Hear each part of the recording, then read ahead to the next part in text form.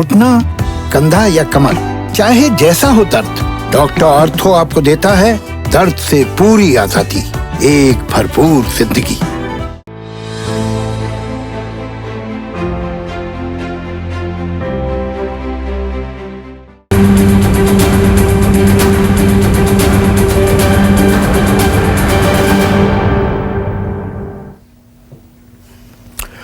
नमस्कार, मैं हूं संदीप चौधरी। आज सबसे बड़ा सवाल की मैं शुरुआत कर रहा हूं दो कहानियों से।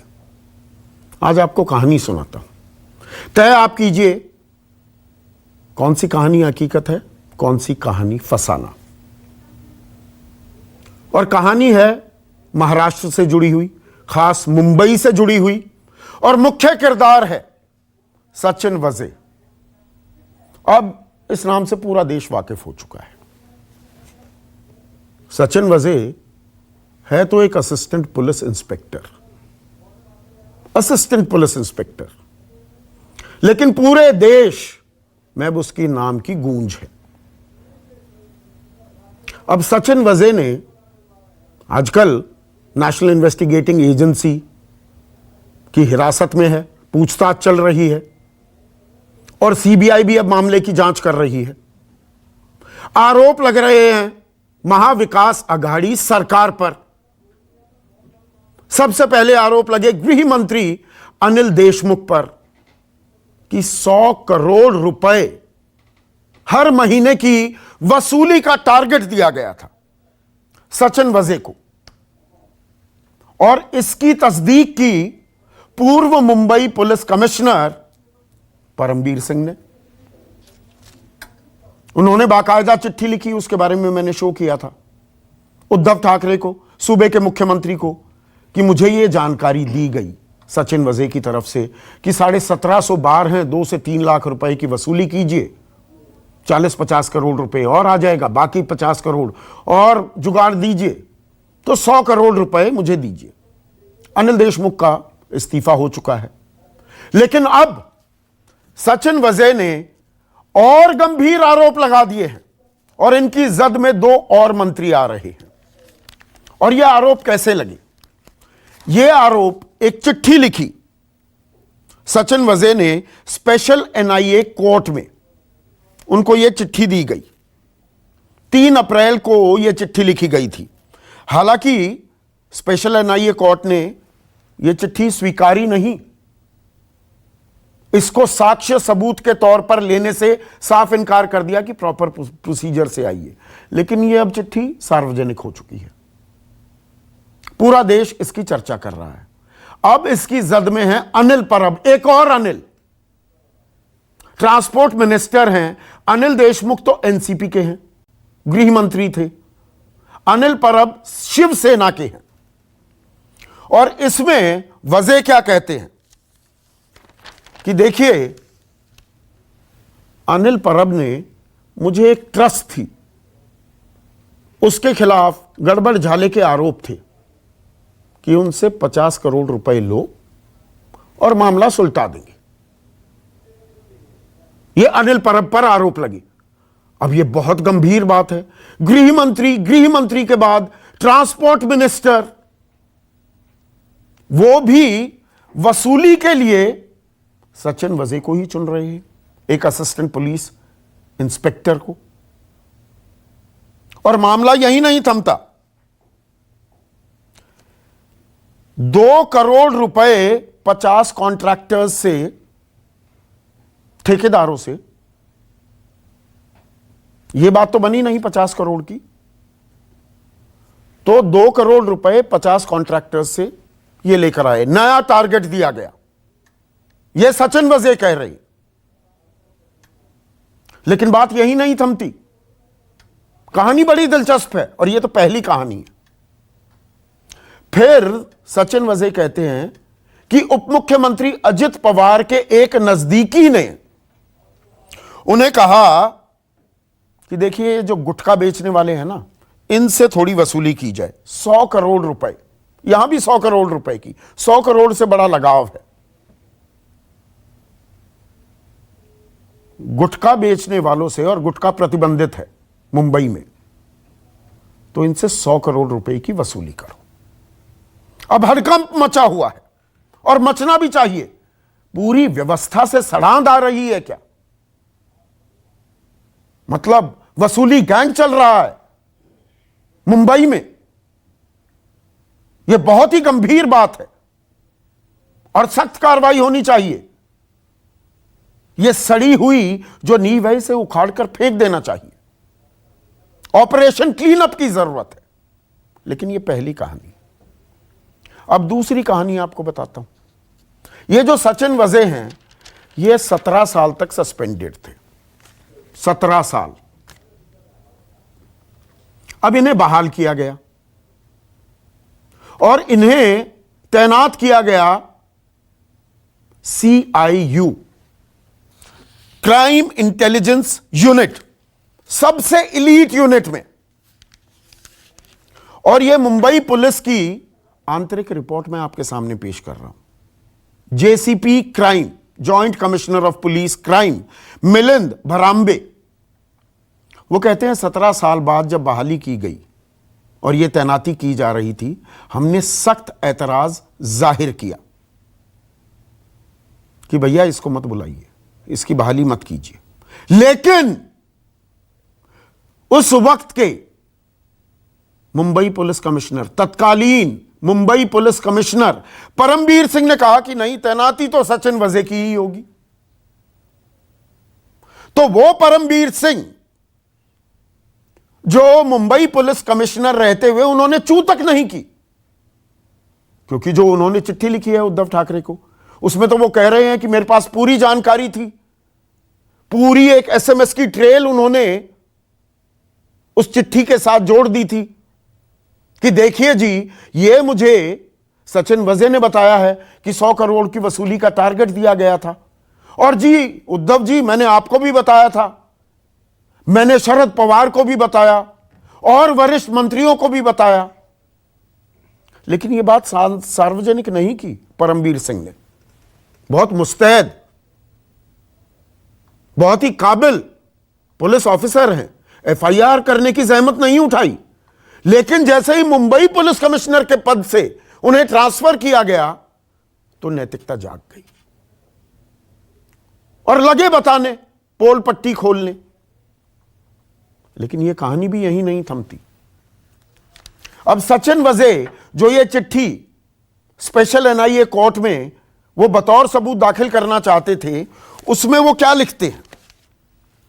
वो ये लिखते हैं कि जब जी मेरी बहाली हो रही थी ना, तो मैं अनिल देशमुख से मिला और अनिल देशमुख ने कहा कि शरद पवार आपकी बहाली के पक्ष में नहीं है, लेकिन मैं उन्हें मना लूंगा, मुझे 2 करोड़ रुपए दे दो।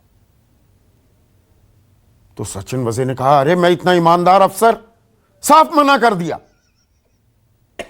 वो लिख रहे हैं कि मैंने साफ मना कर दिया। पर उसके बाद फिर बुलाया जाता है सचिन वजे को। अनिल देशमुख बुलाते हैं अपने घर पर और कहते हैं, यहां पर सचिन वजे कह रहे हैं 1650 बार रेस्टोरेंट हैं, 3 से 3.5 लाख रुपए की हर महीने वसूली करो। परमबीर ने कहा था 1750 बताए हैं सचिन वजे ने और 2 से 3 लाख, पर यह माइनर डिटेल है। तो मतलब 100 करोड़ का टारगेट दिया उस आदमी को जो 2 करोड़ रुपए देने को तैयार नहीं था, और 100 करोड़ की उगाही करने से भी मना कर दिया सचिन वजे ने। अपराइट ऑफिसर हैं, पर शायद इसकी भनक अनिल परब को नहीं थी। वो बुलाते हैं इसी सचिन वजे को, अकेला API है पूरी मुंबई पुलिस में, या कोई भी अधिकारी, और किसी को नहीं, सचिन वजे को ही अनिल परब बुलाते हैं और कहते हैं, भैया ये एक ट्रस्ट का मामला है, 50 करोड़ रुपए लो। फिर मना कर देते हैं सचिन वजे। उसके बाद फिर बुलाया जाता है और कहा जाता है, चलिए उस बात को तो भूल जाइए, अब 2-2 करोड़ रुपए 50 ठेकेदारों से लेकर आइए।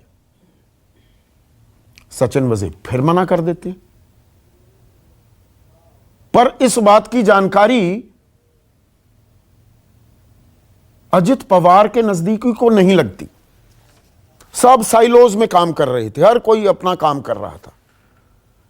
तो अजित पवार के नजदीकी बकौल सचिन वजे इनके पास आते हैं कि 100 करोड़ रुपए इकट्ठा करो भाई, ये गुटखा अवैध तरीके से जो बेच रहे हैं। यहां भी सचिन वजे ने मना कर दिया। बहुत अपराइट ऑफिसर हैं। यह बात और है कि एनआईए ने जो अभी तक अपनी रिपोर्ट सौंपी है, 1.5 करोड़ रुपए की बरामदगी दिखाई गई है। एक प्राइवेट बैंक में 1.5 करोड़ रुपए थे, एक असिस्टेंट पुलिस इंस्पेक्टर के। इसके अलावा 40 लाख रुपए और 36 लाख रुपए पिछले कुछ महीनों में अपने सहयोगियों को भी ट्रांसफर किए हैं।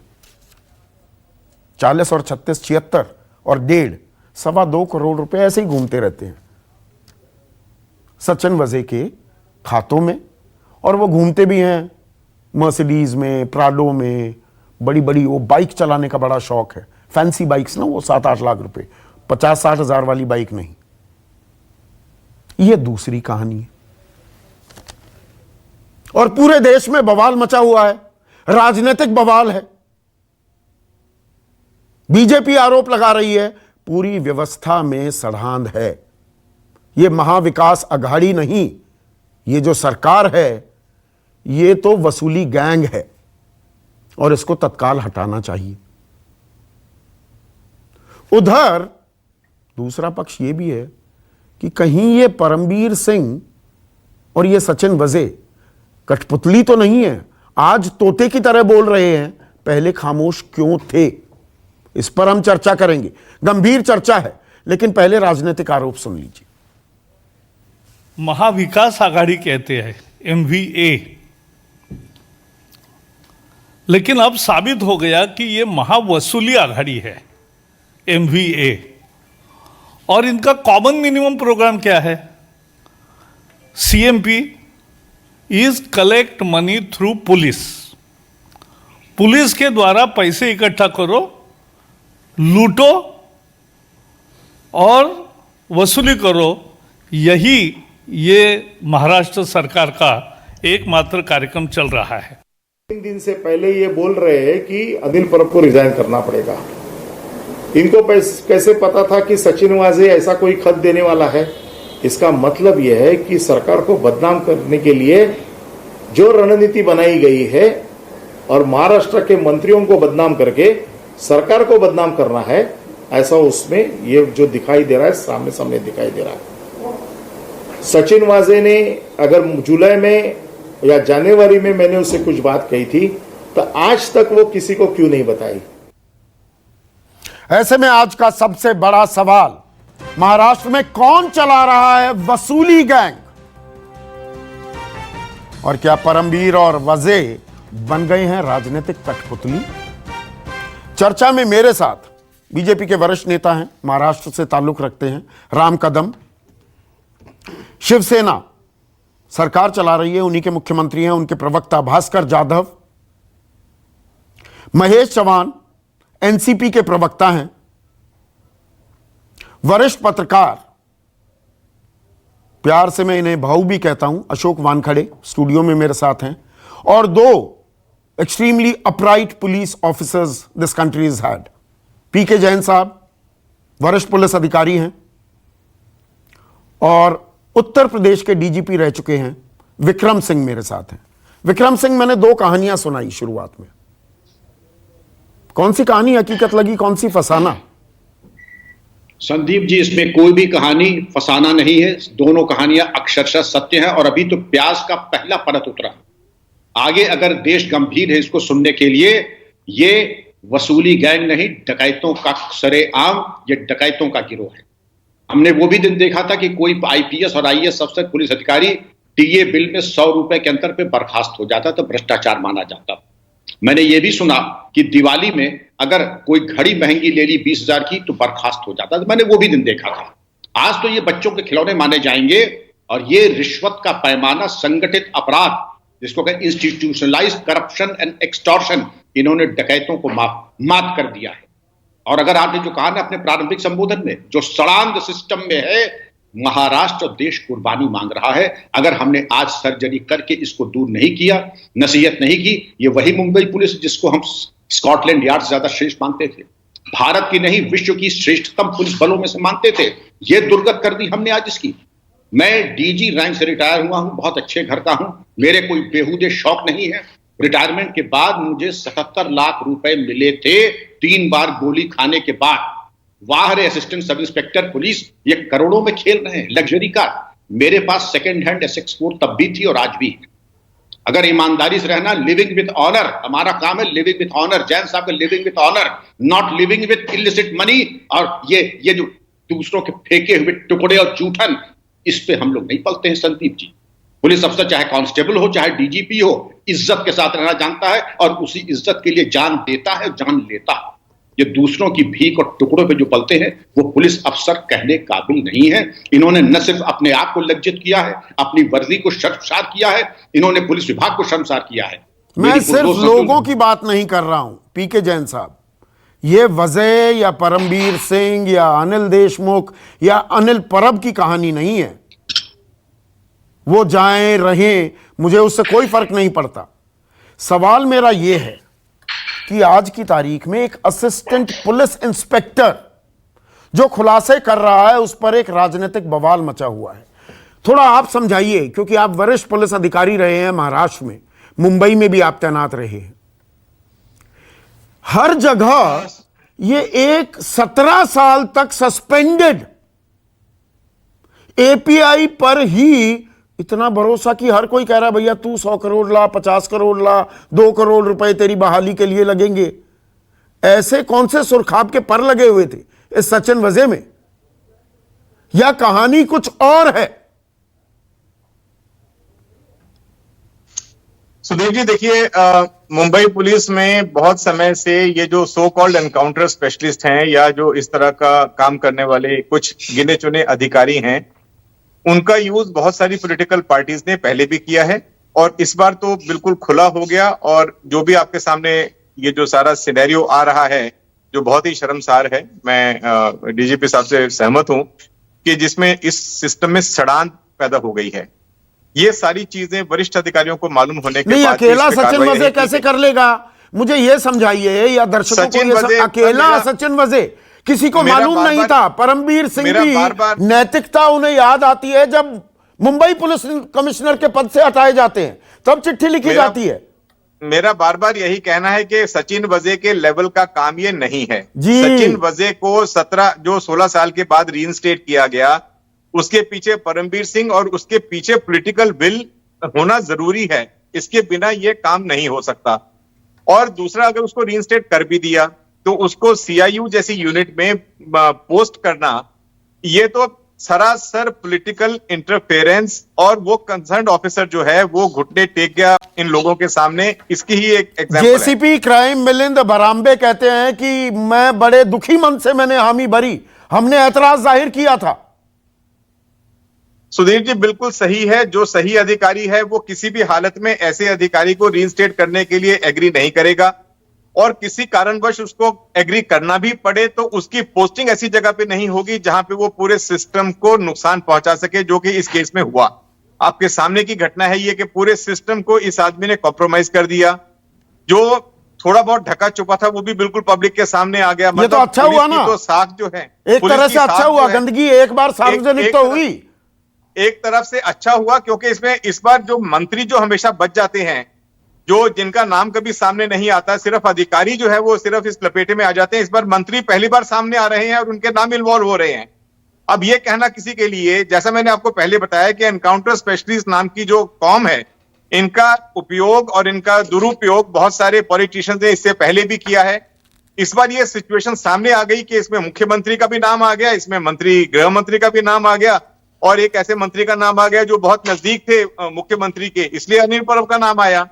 तो अब ये जांच ऑलरेडी सीबीआई की ऑर्डर हो गई है। मुझे लगता है कि इसमें सीबीआई अगर निष्पक्ष तरीके से और अच्छी तरह से जांच करेगी तो इसमें पूरा का पूरा भांडा फूट जाएगा इन लोगों का, और बहुत सारे तथ्य भी और सामने आने वाले बाकी हैं। विक्रम सिंह साहब की बात से मैं बिल्कुल सहमत हूं कि ये तो अभी प्याज की पहली परत उतरी है, लेकिन इसके साथ एक चीज ये भी देखनी पड़ेगी अपने को कि जो वजह ने जो एलिगेशंस लगाए हैं वो एलिगेशन कहीं ना कहीं सब्सटेंशिएट होने चाहिए किसी ना किसी सिचुएशनल से, सर्कमस्टेंशियल एविडेंस से। फिर तो कोई भी, अब ये एक एपीआई सरकार गिराने की या गिरने की नौबत आ गई है। इसको राजनीतिक, इन आरोपों को राजनीतिक औजार की तरह भी इस्तेमाल किया जा रहा है। देखिए राम कदम, बिल्कुल, एक सेकंड, मैं अब पॉलिटिकल डिबेट में भी घुस लूं। राम कदम, एपीआई ने जो कह दिया, सचिन वजे ने जो कहा, वो अंतिम सत्य है। आपके आरोपों से ऐसा लगता है? देखिएगा, इस मंथना के आरंभ में मैं आपसे कह दूं, केवल एकमात्र सचिन वाजे नहीं है।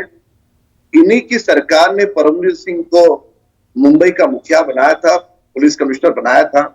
उनकी चिट्ठी देखें, सचिन वाजे की चिट्ठी देखें, इन्हीं की सरकार की आईपीएस अफसर रश्मि शुक्ला, इन तीनों की चिट्ठियां दी। अब तीन अधिकारी, इनके अपने अधिकारी, ये वसूली उगाही की बातें सरकार के सामने रख रहे हैं। रश्मि शुक्ला का आपने नाम लिया, यहाँ पर अशोक वानखेड़े भी हैं, राम कदम साहब, उनकी नजदीकी देवेंद्र फडणवीस से कितनी थी, ये जग जाहिर है। मुझे पूरा बोलने दे आप। हाँ, क्या वाजे हमारा नजदीकी है? हाँ। कौन नजदीकी हमारा? कोई किसी का नजदीकी नहीं होता। जो प्रामाणिकता से काम करे वह हमारे दल का, हमारे नेताओं का नजदीकी हम मानेंगे, उसकी प्रशंसा करेंगे।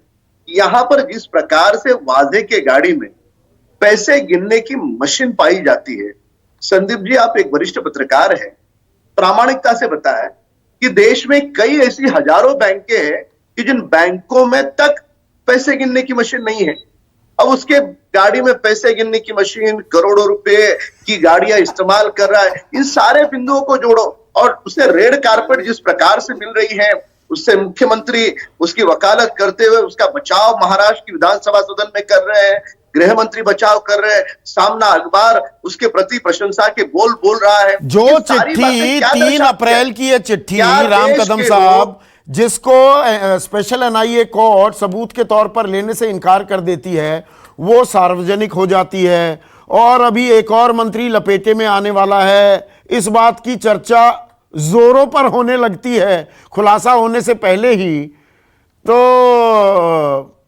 ये कठपुतली हैं क्या? राजनीतिक कठपुतली हैं परमवीर और ये सचिन वजे?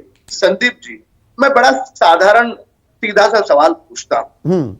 जिसके मन में डर है वही आदमी वाजे गैंग को बचाने का प्रयास करेगा, ये मानते हो नहीं मानते हो? हाँ बिल्कुल। और आज के वर्तमान स्थिति में मुख्यमंत्री जी का सबसे करीबी कौन है?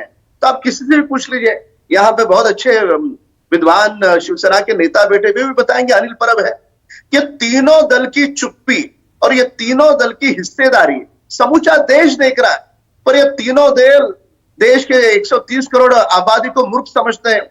जिस प्रकार के तो मतलब आप ये कह रहे हैं ये जो महावसूली अघाड़ी है, ये वसूली की प्रक्रिया अभी महाविकास अघाड़ी की सरकार बनने के बाद शुरू हुई, इससे पहले बिल्कुल साफ थी मुंबई? नहीं, पुलिस वाले कोई वसूली नहीं करते थे। नहीं, देखिएगा, मैं इस बात को नहीं स्वीकारूंगा। निश्चित तौर पे छोटे मोटे पैमानों पे चलता हूं। अच्छा, छोटे मोटे। पर जिस प्रकार से घिनौना दुष्कर्म पुलिस ने, अच्छा आप खुला खेल है, पहले आराम से थोड़ा संभल ना संदीप जी मुझे बोलने दे आप। हाँ प्लीज बोलिए ना। नहीं बोला। हाँ, पहली बात तो स्वयं ये है, जब हमारा 5 वर्षों का कार्यकाल था, एक आप बताइए प्रकरण कि जिसमें कोई आरोप लगे पुलिस से हम वसूली कर रहे हैं या उनके तबादलों में हम पैसे ले रहे हैं, कोई आरोप नहीं। 2 जुलाई को 12 डीसीपी की ट्रांसफर होती है, महाराष्ट्र के मुख्यमंत्री रूठ जाते हैं, 5 जुलाई को ट्रांसफर रुक जाती है। फिर शरद पवार जी महाराष्ट्र के मुख्यमंत्री के घर जाते हैं, फिर 10 जुलाई को फिर से 9 डीसीपी की ट्रांसफर होती है। अब रश्मि शुक्ला का पत्र देखिए, उन्होंने अपने रिपोर्ट में कहा कि तबादलों में सरकार के नेता और कुछ बाकी लोग करोड़ों रुपए पैसे ले रहे हैं। रश्मि शुक्ला काफी करीबी रही है ना देवेंद्र फडणवीस के। नहीं, मैं पूछ रहा हूं, मैं ऑन रिकॉर्ड पूछ रहा हूं आपसे ये बात। बोलिए, मैं ऑन रिकॉर्ड जवाब दूंगा, पूछिए। हाँ, काफी नजदीकी थी ना, काफी करीब थी। मेरे जानने वाले ये बताते हैं कि मुख्यमंत्री को देवेंद्र करके भी वो संबोधित करती थी। संदीप जी, महाराष्ट्र के मुख्यमंत्री पद पर रहने वाले व्यक्ति को कोई व्यक्तिगत नाम से नहीं पुकारता, ये पहली बात। हाँ। और दूसरी बात, महाराष्ट्र की सीनियर आईपीएस अफसर थी, तो गृह मंत्री मुख्यमंत्री सबके पास जाना रह गई, और महाराष्ट्र के मुख्यमंत्री के पास गृह मंत्री पद भी था। पर उसने जो संगीन आरोप सरकार पर किए हैं, क्या वो कम ज्यादा होते हैं? बिल्कुल नहीं, वो किसी के बिल्कुल नजदीक नहीं, मैं उन्हें नहीं होते। नकार रहा हूं। अब और एक मिनट, आरोप उसने महेश हवा पे नहीं चौहान, किए, संदीप एक जी, सेकंड, उसने आरोप हवा पे नहीं किए, तथ्यों के आधार पर रिकॉर्डिंग के साथ और बाकायदा लिखित 25 अगस्त को महाराष्ट्र के मुख्यमंत्री को सौंपे। हमारा सवाल तो ये है, 240 ठीक है, दिन बीत बिल्कुल गए, ठीक है, महाराष्ट्र के पर मेरा मुख्यमंत्री सवाल भी था, ने ये खामोशी राजनीतिक क्यों कठपुतली जताई? तो नहीं है। महेश चौहान स्क्रीन पर, महेश चौहान, मतलब ये सिलसिला कितना लंबा है? अभी प्याज की कितनी परतें और निकलेंगी? पहले अनिल देशमुख, अब अनिल परब, अजित पवार का भी नाम आ रहा है। ये ऐसे ही बिना आग के धुआं उठ रहा है। संदीप जी, पहले तो मैं आपको बधाई देना चाहूंगा। इस डिबेट के शुरू में आपने जो विश्लेषण किया वो मेरे हिसाब से एकदम सही था। अभी हम आगे बढ़े उसके पहले मैं ये कहना चाहता हूँ कि ये मैटर सब जुडिस है। कोर्ट ने, ऑनरेबल कोर्ट ने सीबीआई इंक्वायरी, प्रिलिमिनरी इंक्वायरी 15 दिन की ऑर्डर की है। हम लोग राज्य सरकार और अनिल देशमुख जी इसे बहुत अच्छा कोऑपरेट भी कर रहे हैं। आज वो सुप्रीम कोर्ट में गए थे, लेकिन सुप्रीम आप कोर्ट कह रहे हैं आरोप बेबुनियाद हैं, ये यहां पर वसूली के टारगेट दिए हुए हैं, 100 करोड़ जैसे मजाक बना रखा है। 100 करोड़ गुटखा वालों से ले लो, 100 करोड़ 50 ठेकेदारों से ले लो, 100 करोड़ बार और रेस्टोरेंट वालों से ले लो। संदीप जी, आपका जवाब मैं देने आ रहा हूँ। मैं ये कहना चाहता हूँ, आपको कोई उदाहरण देता हूँ। अगर किसी के पास कुछ प्रॉब्लम है, सपोज मेरे घर में कुछ फर्नीचर का काम कराना है तो मैं कारपेंटर को बुलाता हूँ। अगर इलेक्ट्रिसिटी का कुछ प्रॉब्लम है तो मैं इलेक्ट्रिशियन को बुलाता हूँ। अगर पानी का कुछ प्रॉब्लम है तो मैं प्लम्बर को बुलाता हूँ। क्यों बुलाता हूँ ये? क्योंकि वो लोग उसमें उनके काम में एक्सपर्ट होते हैं।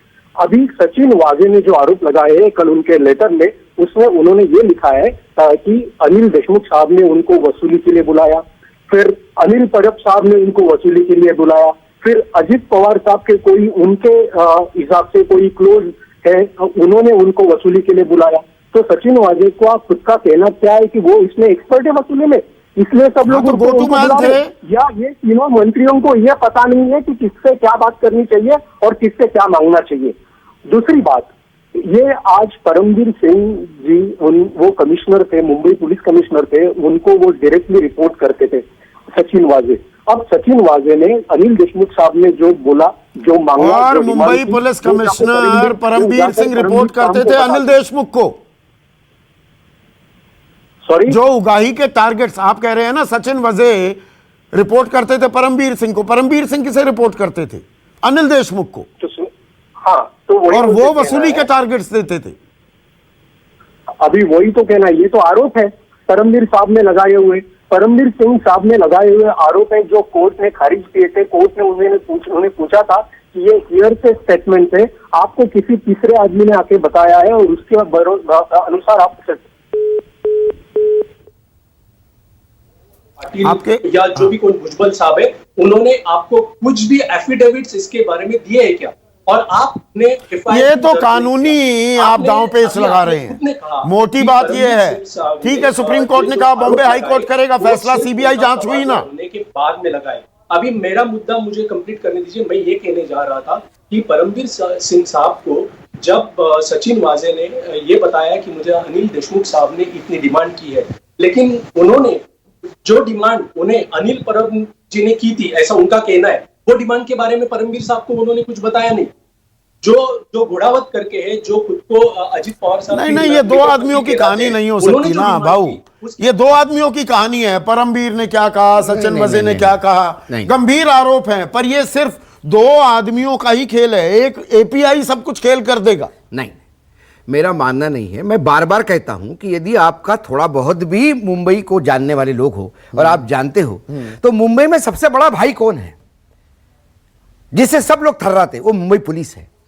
और मुंबई पुलिस आज से नहीं, सालों से वसूली का काम करती आ रही नेताओं के लिए। जब नेताओं के लिए वसूली का काम करती है तो अपना भी पॉकेट भरती है। जब वसूली करेगी, नंबर 2 के चोर मोसेरे भाई। और ये बार बार अभी जो एनसीपी के प्रवक्ता बहुत समझा रहे थे कि प्लम्बर को बुलाऊंगा, ये बुलाऊंगा, वो बुलाऊंगा, लेकिन हमारे यहाँ एक कहावत है, कोई भी विधायक जब किसी से नाराज होता है तो बोलता है मैं अंदर करवा दूंगा तुझे। अब वो विधायक पुलिस डिपार्टमेंट के उसके अंडर होता है क्या? लेकिन हर विधायक को अपने एरिया का थाना अपना आदमी चाहिए। यही कारण था कि जब 10-12 डीसीपी चेंज हो गए तो मुख्यमंत्री मुंबई में तिल मिला गए। उन्होंने कहा ये मेरे लोग हैं। कैसे मेरे लोग क्या होते हैं? अपने लिए काम करने वाले। वजह कौन से? आप बार बार करें कि सब इंस्पेक्टर था, वो बिल्कुल सब इंस्पेक्टर था, लेकिन किस पोस्ट पे था? वो उस यूनिट को हेड कर रहा था कि वो यूनिट कहीं पे भी हाथ डाल सकता है, किसी बिल्डर के यहां, हवाला वाले के यहां। और ये 100 करोड़ के लिए रो रहे हैं आप। बॉम्बे को जो जानते हैं वो 4000 करोड़ रुपए महीने का वसूली है। ये हवाला है, अंगड़िया है, बिल्डर है, बॉलीवुड है, प्रोटेक्शन मनी है, अंडरवर्ल्ड है, डायमंड है, इंपोर्ट एक्सपोर्ट है, किनारा है, समुद्र किनारा है। अरे आपको बॉम्बे में सुसु भी करना है तो पुलिस का पैसा देना पड़ता है। और ये सालों से चला रहा है, कोई सरकार ये एक सिस्टम है। मैंने सुनील टाके नाम का एक ऑफिसर अभी बैठा है मुंबई पुलिस में, मेरी 1 घंटे का उसके ऊपर उसके साथ मेरा इंटरव्यू है। उसने बताया कि बीजेपी की सरकार में कैसा भ्रष्टाचार हुआ, कैसा पैसा पहुंचता था।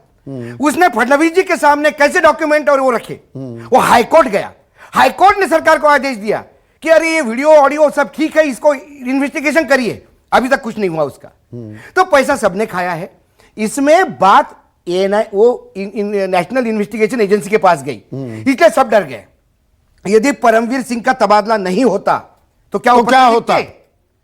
फिर वजह तो सब कुछ ठीक था, वजह अकेला बली जाता। परमवीर सिंह ने गया तो उसने कहा भैया मोरी मैं नहीं, माखन खायो, सबको खिलायो। तो फिर मैं क्यों? उसने गृह मंत्री का नाम तो खिलाया है तो सब पर कार्रवाई होनी चाहिए। हाँ। अब गृह मंत्री को भी इन्होंने तुरंत नहीं निकाला, सीबीआई की इंक्वायरी ऑर्डर होने पे निकला, तथा कथित मोरल ग्राउंड पे। क्योंकि गृह मंत्री को भी निकाल नहीं सकते थे, क्योंकि वो अनिल देशमुख का भी खेल नहीं था। अनिल देशमुख बहुत छोटा पपेट है राजनीति में।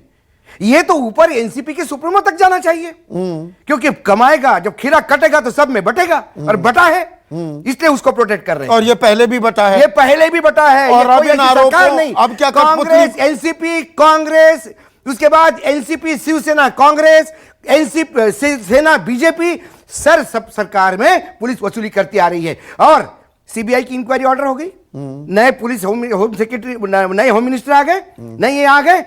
आज भी बॉम्बे में बार चल रहे हैं, रात को सुबह 5 बजे तक बार, डांसिंग बार चलते हैं पुलिस प्रोटेक्शन में। आज भी काहे का लॉकडाउन और काहे की बात कर रहे हैं आप चलिए मेरे साथ, और किसी को दिखाना है तो मैं दिखा सकता हूं हाथ पकड़ के।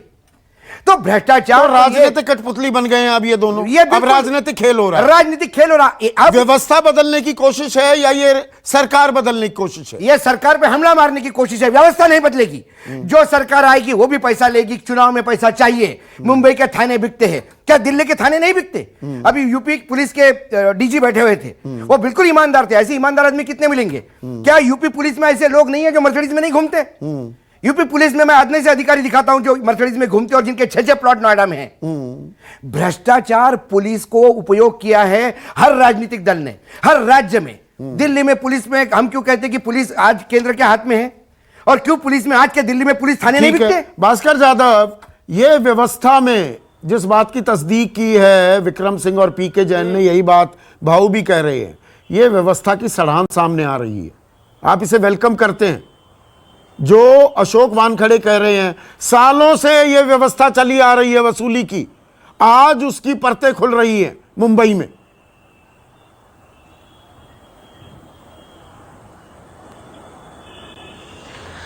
ऐसा है संदीप जी कि मैं आपको पहले ही धन्यवाद देता हूं कि जो मैंने पहला एंकर ऐसा देखा है कि सिर्फ स्टोरी नहीं सुनाया तो स्टोरी के पीछे क्या है वो भी थोड़ा बहुत बताया, इसीलिए मैं आपको धन्यवाद करता हूं। ऐसा है कि ये जो सिस्टम या तो ये जो प्रैक्टिस है, ये प्रैक्टिस आज की है ऐसा कोई मानने की जरूरत नहीं है। और भारतीय जनता पार्टी कितनी भी बोली, अभी राम कदम मेरे मित्र है, उन्होंने बोला कि हमने 5 साल सरकार चलाया तो 5 साल में हमारे यहां एक भी एलिगेशन हुआ क्या, हमारे यहां करप्शन हुआ क्या? अभी तुमने ऊपर से नीचे तक खाली सबके ऊपर इल्जाम ही लगाने का काम चालू किया है। एक्चुअल इसके पीछे फैक्ट यह है संदीप जी कि आपको मालूम है कि भारतीय जनता पार्टी का महाराष्ट्र में सीएम नहीं बना पाया। भारतीय जनता पार्टी अभी शिवसेना को बोल रही कि धोखा दिया, लेकिन 80 घंटे के लिए पहला भारतीय जनता पार्टी ने एनसीपी के साथ में सरकार बना के पहला शिवसेना को धोखा ये भारतीय जनता पार्टी ने दिया। उसके बाद में आप शिवसेना, धोखों में जा रहे हैं। कांग्रेस ने यहाँ सारी व्यवस्था चरमरा रही है, मंडी बन गई है मुंबई, बोलियां लग रही हैं भास्कर जाधव साहब। नहीं, इसके सबके पीछे भारतीय जनता पार्टी का षड्यंत्र है। सबको मौका यही मैं आपको बता रहा हूं। इसके पीछे पूरा भारतीय जनता पार्टी का षड्यंत्र है। पहले भारतीय जनता पार्टी ने किस घंटे में यह सरकार गिरेगी, कुछ महीने दिन में सरकार ये गिरेगी, कुछ दिन में सरकार ये गिरेगी, लेकिन कुछ महीने में सरकार गिरेगी, ऐसे हमेशा। अच्छा, षड्यंत्र किस बात का है? एक चीज भास्कर भाई जाधव, एक मिनट अधिकारियों को हाथ थोड़ा समझाइए मुझे। भास्कर भाई, अरे सुनिए ना, एक मिनट। राम कदम, आप बीच में, राम कदम को बीच में मैं बोलने नहीं दूंगा। नहीं, मैं बोल रहा हूँ, राम कदम नहीं बोल रहे, नहीं बोलने दूंगा भाई। राम कदम नहीं बोल रहे, राम कदम मुझे नहीं। अरे भाई भास्कर जाधव साहब, मैं बोल रहा हूँ, मुझे आवाज नहीं आ रही है बराबर। हाँ, थोड़ी आवाज इनकी ठीक कीजिए। आप बोलिए। हाँ भास्कर भाई, सवाल मैं पूछ रहा हूं। देखिए, आपने कहा षड्यंत्र, मुझे ये बताइए षड्यंत्र क्या मतलब? ये आरोप झूठे हैं या दरअसल खेल तो खेला होबे, सालों से खेला होबे मुंबई में, सब मिल बांट कर खा रहे थे। सवाल कौन? मैं पूछ रहा हूं सवाल, मैं पूछ रहा हूं भास्कर भाई, सब मिलजुल कर खा रहे थे। अब षड्यंत्र क्या इस बात का हो रहा है कि बीजेपी क्योंकि सरकार में नहीं है तो आपकी पोल खोल दी, यह षड्यंत्र है क्या? अरे भैया, जब सचिन वाजे ने कोई भी वसूली करने के लिए ना कहा तो सब मिलजुल के खाने का सवाल ही कहा आता है। अच्छा। उसने अनिल देशमुख को कहा मैं वसूली नहीं करूंगा, उसने अनिल परब को कहा मैं वसूली नहीं करूंगा, उसने अजित पवार जी को आपका नाम गलत से ले रहे हो लेकिन उनको कहा मैं तो मतलब आप ये मान रहे हैं अनिल देशमुख ने वसूली के लिए कहा, अनिल परब ने वसूली के लिए कहा, अजित पवार के करीबी ने वसूली करने के लिए कहा, ये बात मान रहे हैं? हो ही नहीं सकता। हाँ। अभी तो कह रहे हैं सचिन वाजे ने मना किया। कमिश्नर मीराबाई बोलवनकर जी, हाँ, सबने आप ही बोले ना, और उन्होंने भी कहा कि मैं ना कहा। उन्होंने उसने पैसा वहां से इकट्ठा ही नहीं किया, किसी से वसूली नहीं किया। भारतीय जनता पार्टी वसूली सरकार बोल रही है, ये भारतीय जनता पार्टी का धंधा है। नहीं भास्कर राव, सही बात क्या है? भारतीय जनता पार्टी का है। भास्कर राव, सही बात क्या है? उन्होंने वसूली के लिए मना किया, ये सही बात है कि उन्होंने वसूली करो बोल के उसको बोला, ये सही बात है। इसमें से एक बात कोई सही होनी चाहिए। उसने मना किया, यदि ये सही है तो वसूली के लिए बोला, ये सही है। और यदि वसूली के लिए बोला ही नहीं है तो इसका मतलब वजह ही झूठ बोल रहा है। तो फिर उसने मना किया, ये बात को क्यों जिक्र कर रहे हैं आप? मुझे समझ में नहीं आ रहा है आप बताना क्या चाहते हैं। कई बार इतना कंफ्यूज कर देते हैं आप कि आप डिफेंड कर रहे हो कि और नंगा कर रहे हो पार्टी को। पता नहीं। विक्रम सिंह को लाते हैं स्क्रीन पर। एक मिनट भास्कर भाई, नहीं उसका ये सवाल मैंने आपसे पूछ लिया। विक्रम सिंह, सिर्फ विक्रम सिंह स्क्रीन पर। विक्रम सिंह, ये जो षड्यंत्र की बात हो रही है, दरअसल क्या हुआ ये कि इस खेल में सारे मिले हुए थे, लेकिन अब यहां पर सत्ता की लड़ाई भी हो रही है, तो बीजेपी को मौका मिल गया पोल खोलने की। बीजेपी पोल खोल रही है, इसलिए सकपका और छटपटा रही है महाविकास अघाड़ी। दरअसल खेल में सभी शामिल हैं, लेकिन आज फंस गई महाविकास अघाड़ी। देखिए, विद्वान पैनलिस्ट ने कहा था अभी कि इस खेल में सब शामिल हैं और ये जो पकड़ा जाए वही नक्कू। दुर्भाग्य से इनके कि अब जो है बिल्ली के भाग्य से छीका फूटा और एक बहुत बड़ा षड्यंत्र और एक बहुत बड़े अपराध का खुलासा हो गया। अब एक पत्र को छोड़िए, सचिन वाजे तो कहेंगे ही, परमवीर सिंह ने भी वही किया जो एक थर्ड क्लास एसएचओ इंस्पेक्टर जो जैसे लिखता है पत्र। एफआईआर करनी चाहिए थी, जानकारी थी तो एफआईआर करनी चाहिए थी, तब तो मुंह में दही जमा था परमवीर सिंह के। हाँ। आप मूक दर्शक नहीं थे, बराबर के हिस्सेदार थे परमवीर सिंह। इनको विसल ब्लोअर बताया जा रहा है, मीडिया का एक तबका इन्हें विसल ब्लोअर कह रहा है। ये करप्ट ऑफिसर्स हैं। ये विसिल ब्लोवर होते संदीप जी तो पहले दिन कहते थे ये मेरा इस्तीफा है और मैं एफआईआर करा रहा हूं, जा रहा हूं सुप्रीम कोर्ट और सीबीआई। हाँ। लेकिन 90 दिन तक और 1 साल तक आपने जितने दिन भी मलाई खाई, मलाई खाने के बाद जब मौके समाप्त हो गए तो एक थर्ड क्लास इंस्पेक्टर की तरह आप पेशबंदी में चिट्ठियां लिख रहे हैं। ये पेशबंदी वाली चिट्ठी परमवीर सिंह की, सचिन वाजे की गिरफ्तारी राम कदम, एक सेकंड सर, बहुत कम टाइम है। राम कदम, मतलब यहां पर अब सचिन वजे, परमवीर सिंह को सेलिब्रेट किया जा रहा है। देखिए इन्होंने खुलासा किया, अरे भ्रष्ट अफसर हैं, पूरी व्यवस्था कितनी भ्रष्ट हो गई है, उसको हम सेलिब्रेट कर रहे हैं यहां पर। संदीप जी, हमने आरंभ के दिन से हमने किसी की प्रशंसा नहीं की। जो भी दुष्कर्म में शामिल है उन सबको हमने पुरजोर तरीके से, मुखरता से महाराष्ट्र के विधान भवन में पूरे सरकार के सामने रखा। वे तो मुख्यमंत्री थे, गला फाड़ फाड़ करके वादे लादे नहीं है ऐसे करके उसकी वकालत कर रहे थे। वे तो शरद पवार जी थे जिन्होंने 24 घंटों के अंतराल में 2 प्रेस वार्ता करी। ये तो तीनों दलों के नेता थे जो पूरे वाजे गैंग को बचाने का उनका प्रयास इसलिए था कि वाजे अगर मुंह खोले तो जैसे अभी अलग अलग नेताओं के नाम बाहर निकल रहे हैं, और यहाँ पे शिवसेना के नेता ने अप्रत्यक्ष रूप से इस बात को स्वीकार भी कर लिया कि वाजे ने मना कर दिया था, तो अशोक जो कह रहे थे वो बिल्कुल सही है, उसने मना कर दिया, इसका मतलब इनके नेताओं ने कहा था। और यही बात अशोक राम कदम जी, बिल्कुल वक्त की कमी है। देखिए क्या सफाई होगी या ये राजनीतिक खेल हो गया है? ये राजनीतिक खेल हो गया, इसमें सफाई कुछ नहीं होगी, वैसे ही रहेगी सड़ान, ऐसे ही रहेगी। मैंने क्या ना, अभी भी पैसा वसूल करा जा रहा है। हाँ। अनिल परब ट्रांसपोर्ट डिपार्टमेंट के मंत्री है, उन्होंने सर्कुलर निकाल के बोला है कि सारे ट्रांसफर वही देखेंगे। हमारे यहाँ वो संजय राठौड़ जिसका इस्तीफा हो गया, उसने एक सर्कुलर निकाला था कि फॉरेस्ट डिपार्टमेंट में सारे ट्रांसफर मैं ही देखूंगा। अरे ट्रांसफर देखने का काम मंत्री का है क्या? ये मंत्री ट्रांसफर करेगा?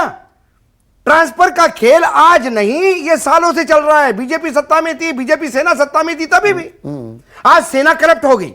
सेना राम कदम के साथ जब बराबरी में बैठ के 5 साल सरकार चला रही थी, तब सेना से ठीक थी। ये राम कदम भी इसमें से राजनीतिक माइलेज निकालने का प्रयास कर रहा है। भ्रष्टाचार की किसी को पड़ी नहीं है, तो मोटी बात, भ्रष्टाचार की पड़ी होती तो आज एक महिला पुलिस, एक इसमें फॉरेस्ट ऑफिसर ने आत्महत्या की है भ्रष्टाचार को लेके, उसके बारे में कोई मुंह खोलने को तैयार नहीं है, क्योंकि उससे वही बात वही है जो मैंने शुरू में दोनों कहानियां सुनाई। दरअसल इनमें फंसाना कुछ नहीं है, सही कह रहे हैं विक्रम सिंह, दोनों हकीकत हैं। लेकिन ये राजनीतिक खेल ही बनकर रह जाएगा कि देखिए हम बड़े साफ और करप्ट लोगों को हटा दिया, यह व्यवस्था में बू आ रही है और यह मौका मिला है। भ्रष्ट पुलिस अफसर ही चाहे खुलासा क्यों ना कर रहे हो, इस मौके को क्या महाराष्ट्र लपकेगा और सिस्टम की सड़ांध को साफ करेगा क्या? इसके बारे में सोचिएगा। नमस्कार। खास जड़ी बूटियों से बना पेट सफा आयुर्वेदिक चूर्ण आज ही ले आएं। पेट सफा पहली रात से ही असर दिखाता है और इसकी आदत भी नहीं पड़ती।